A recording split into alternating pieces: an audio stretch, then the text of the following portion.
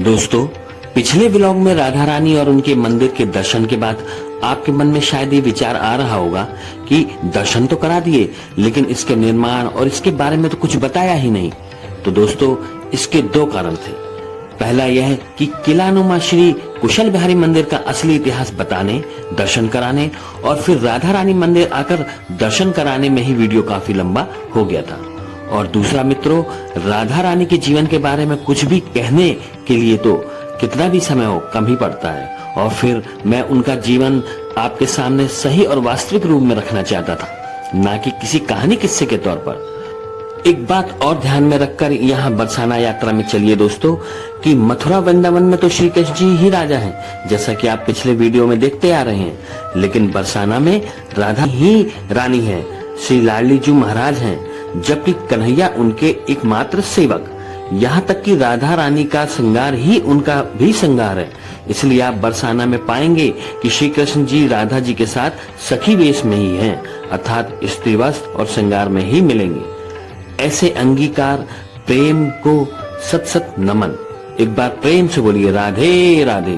तो चलिए पहले चलते हैं राधा जी के घर और फिर वहां से ही कथा शुरू करेंगे। राधे राधे। राधा रानी के माता पिता और भाई, राधा रानी की प्राचीन जन्मभूमि, प्राचीन कीर्ति मंदिर। राधा रानी के पिताजी का नाम विश्वानु जी, माता की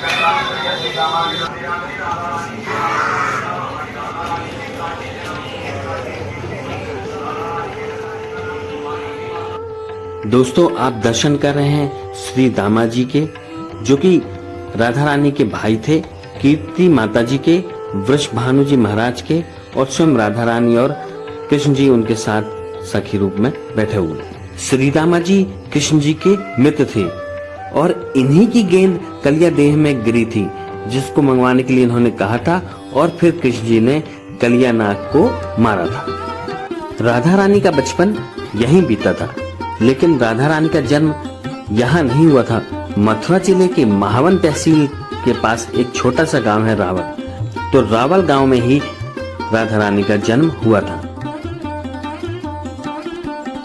श्री कृष्ण के पालक माता पिता श्री नंदराय जी और माता यशोदा जी गोकुल में रहते थे, जबकि राधा जी के पिता श्री वृषभानु और माता कीर्ति जी रावल गांव में रहते थे। जी हाँ दोस्तों, बरसाना में नहीं, रावल गांव में, जो कि बरसाना से लगभग 50 किलोमीटर दूरी पर है और मथुरा से लगभग 14 किलोमीटर पड़ता है। कंस के अत्याचारों से परेशान होकर नंद जी नंदेश्वर पर्वत पर आकर रहने लगे, और चूंकि नंद जी और वृषभान जी अच्छे मित्र थे, इसलिए वृषभान जी भी इसी ओर भानुगढ़ पहाड़ी पर आकर रहने लगे, जिस पर ये राधा रानी मंदिर बना हुआ है, जो ये ब्रह्माचल पर्वत के नाम से आप जानते हैं। अगर आप पीली पोखर आने जाते तो राधा रानी मंदिर से अब नीचे उतरेंगे तो वहीं से कुछ ही कदमों पे है, मतलब थोड़ा सा चलना पड़ेगा, इतना ज़्यादा नहीं, आराम से पैदल पैदल रास्ते से सड़क पार करके आ जाता है पीली पोखर। सामने में मतलब आपसे बात करते आया हूँ, इतने में पीली पोखर आ गया।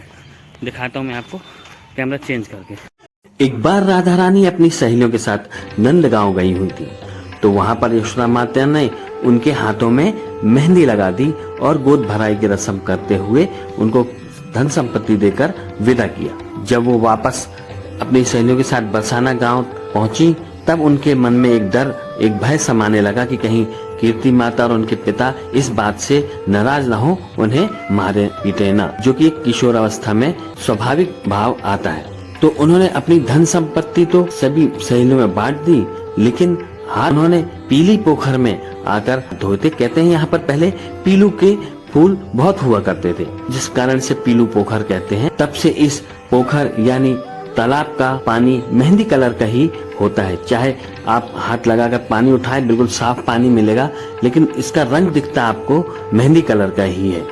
वर्तमान समय में इस कुंड को कई बार खाली करके देखा गया और वापस पानी भरा गया, तब भी मेहंदी कलर ही मिला। हाँ?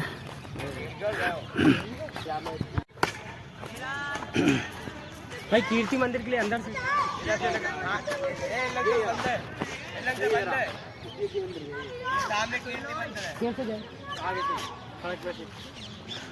तो अभी हम लोग कीर्ति मंदिर के लिए शॉर्टकट निकाला, क्योंकि पीली पोखर जो राधा रानी का है, उस पीली पोखर से अगर पैदल हैं आप तो बीच में कॉलेज का एक गेट पड़ता है, उधर से आप निकल सकते हैं, खुला रहता है फुल टाइम वो रास्ता, बीच से निकल जाओ, कॉलेज के अंदर से रास्ता जाता है, सड़क उधर, मतलब घूमना नहीं पड़ा। नहीं तो पोखर के बगल से मेन रोड जाता है, उसके लेफ्ट आप निकल जाओ और पैदल पैदल जा सकते हो। 1 किलोमीटर भी नहीं है, मतलब आधा किलोमीटर होगा, आराम से आप घूमते हुए वॉक करते हुए जा सकते हो। अब आप अगर, मैं ये इसलिए कह रहा हूँ कि अगर आप यहाँ तक पहुँच गए हैं दर्शन करते हुए, पूरे वृंदावन मथुरा होते हुए आएंगे आप यहाँ, या ज़्यादा ज़्यादा बरसाने ही डायरेक्ट आएंगे तो बरसाने में राधा रानी के दर्शन करके पहुँचेंगे, तब तक जो यहाँ तक दर्शन कर चुका होगा यानी वो इस योग्य तो है कि इतना चल सकेगा। तो इसलिए आप आ सकते हैं, गाड़ी भाड़ा करने की जरूरत नहीं। हाँ, कोई दिक्कत है आप लोगों को या चलने फिरने में कोई समर्थ है तो वो ज़रूर करें। सेहत पहले ध्यान रखें आप लोग, तो घूमने का मज़ा तभी है। तो चलिए कीर्ति मंदिर में देखते हैं, अगर वहाँ अभी पता नहीं फुटेज अलाउ होगी नहीं, अगर रहेगा तो दिखाएंगे, नहीं तो फिर बाहर से दर्शन करा के उसके बारे में आपको जानकारी इकट्ठी करके दूँगा। तो चलिए मिलते हैं। जूता घर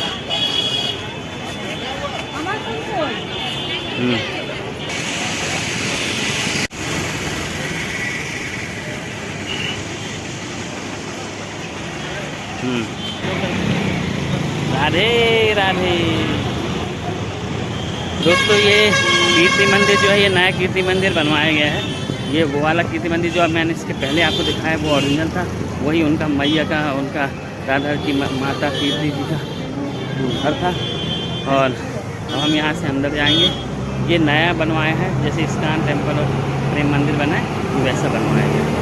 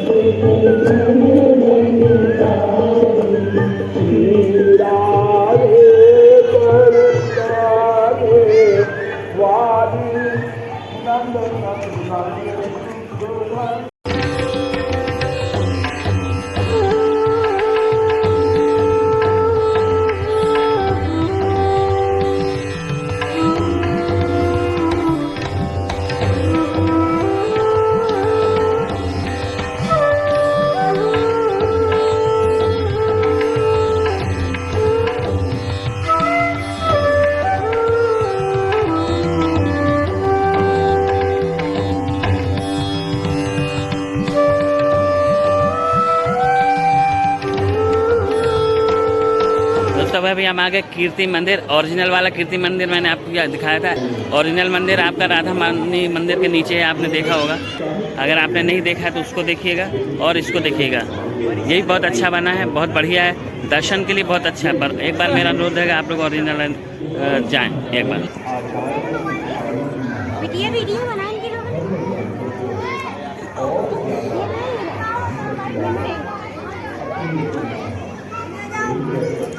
दोस्तों अगले ब्लॉग में आपको नंदगांव, वहाँ की लट्ठमार होली, बरसाने की लट्ठमार होली के बारे में बताएंगे।